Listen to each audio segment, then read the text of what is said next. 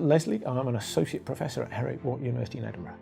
Well, the Brain Tumour Charity have given us an opportunity now to develop what I think is a really quite exciting new idea, which is using 3D printing to put both the main tumour cells that we find in brain tumours along with the more normal cells that infiltrate in and around those cancers in the brain.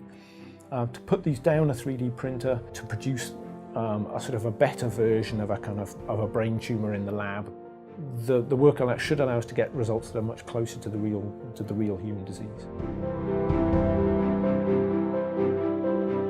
So far on this project, we've been working for about a year or two using the 3D printing technology to make tumour-like constructs, and that's really at least initially shown that we can certainly keep cells alive, and we can fabricate self-supporting structures, a centimetre or two in height, and be able to observe them over a period of a few days, maybe even a week or two, and see how those develop.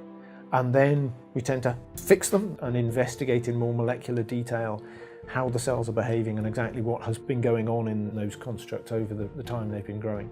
Two goals. One is to better understand the biology of brain tumours and what the consequences are of the organisations and the kind of structures we see, but also to make lots of little brain tumours in a lab that we can test new drugs and new treatments against. And hopefully that should give us results that better predict future clinical trials than is currently possible.